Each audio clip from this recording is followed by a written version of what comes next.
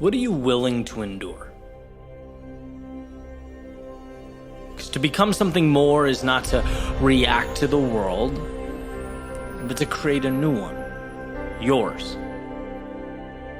As my dad explained to me when I was in grade school, it's taking initiative, right? Seeing what isn't there, what's needed, and then making it happen.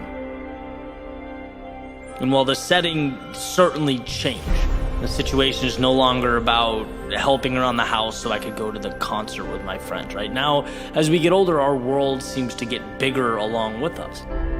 The stakes are higher. Now it's everything I see when I open the blinds and I look out that window. It's all there. And we can have as little or as much of that as we want. But what we receive will always be directly proportional to what we're willing to endure, to how long we push forward before results arrive, how long we can carry on with the sole company of our beliefs.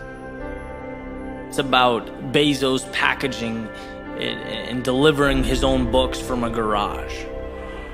Right, knowing it's not about today, it's about tomorrow if he can just hang on, if he can just endure. It's Tony Robbins with $20 in his bank account, knowing that has no reflection on him or what he's capable of if he can just hang on, just keep pushing.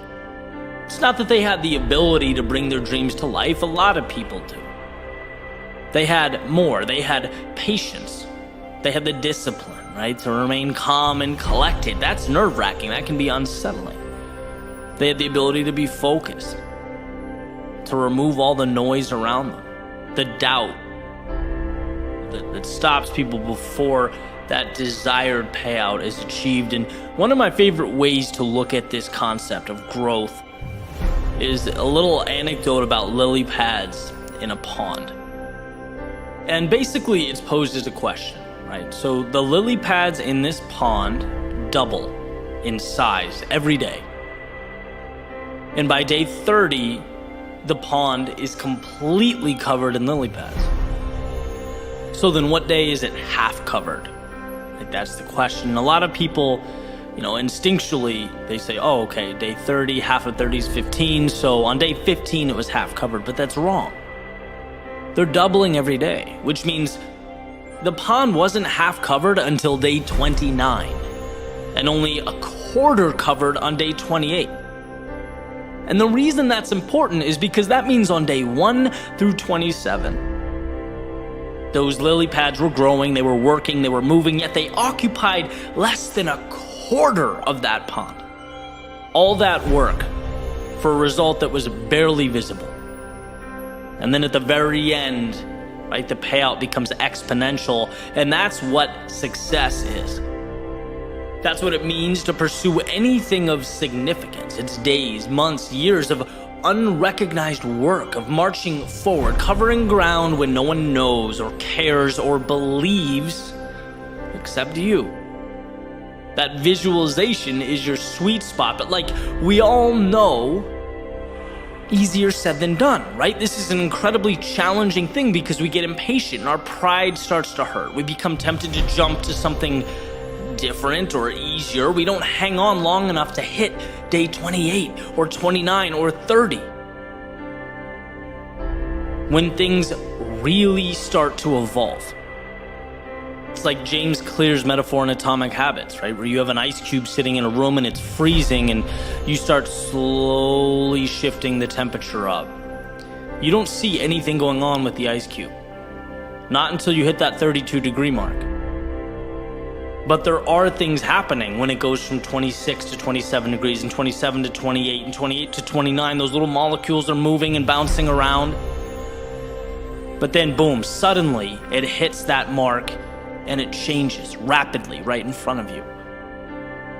But that's why this single shift in perspective changes everything. It's not about right now. You're doing this for the exponential growth to come. You're believing, you're laying the groundwork. To what I call the overnight success period. When the world finally recognizes and goes, who is this? Wow, that was quick.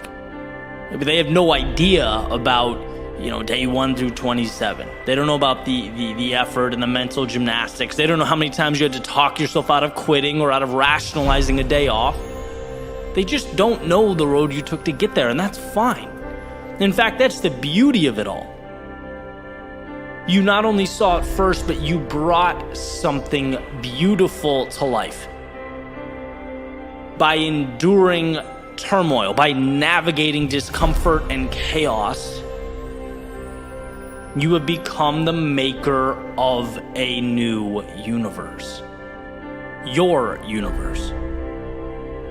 Because you stood there, because when others would have ran, turned back, you endured.